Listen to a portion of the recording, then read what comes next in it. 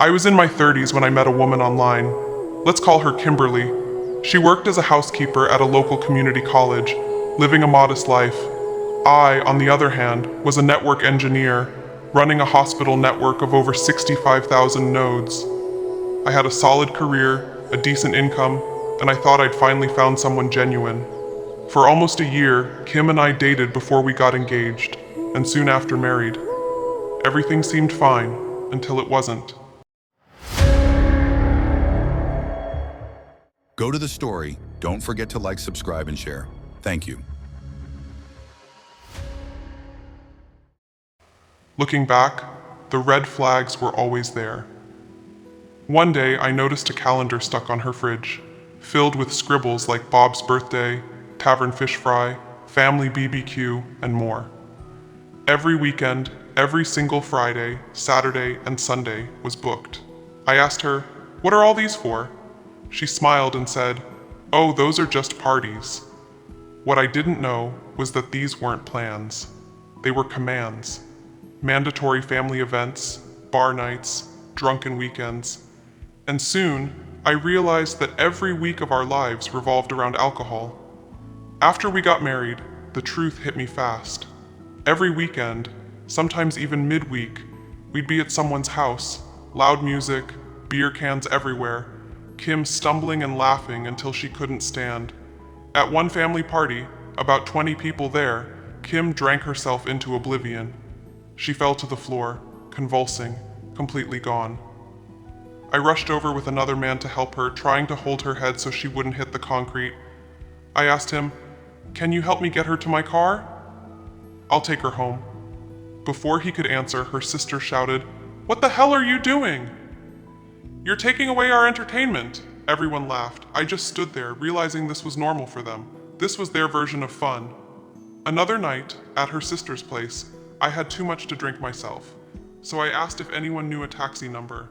They looked at me like I'd said something stupid. Greater than, "Why call a taxi? That'll cost you $20. That's a case of beer." I said, "No, it'll cost me 40. 20 for the ride and 20 for the tip, because the man gets me home safe." They didn't get it. Responsibility wasn't in their dictionary. Months went by. The same pattern repeated: parties, drinking, money down the drain.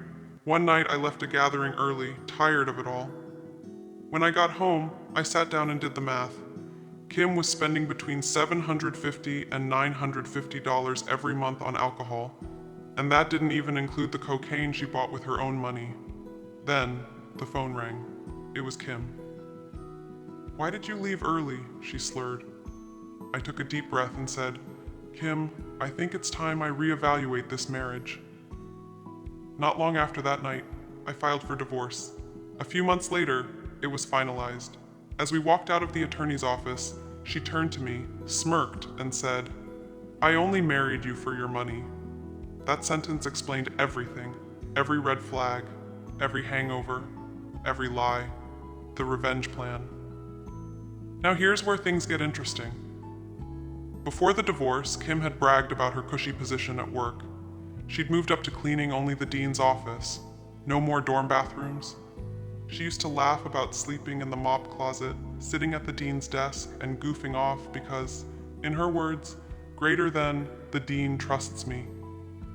After the divorce, around Christmas, I knew her habits.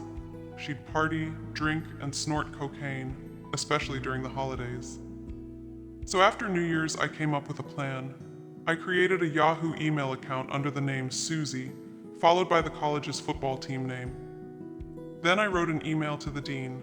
It said something like, greater than, "This college prides itself on a zero drug tolerance policy." But at the Christmas party, I saw a woman snorting cocaine off the dean's desk. She bragged about sleeping in the mop closet and getting over on the dumbass dean. And I described Kim in detail. Everything from her hairstyle to her laugh. There was no mistaking who it was about. For a while, I didn't hear anything. Months passed. Then one day I checked the college's website.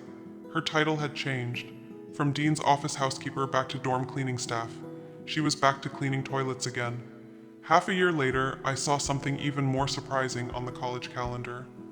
It read, greater than, join us in celebrating the graduation of Kimberly from her treatment program. All were welcome. I sat there for a long time, just staring at that message.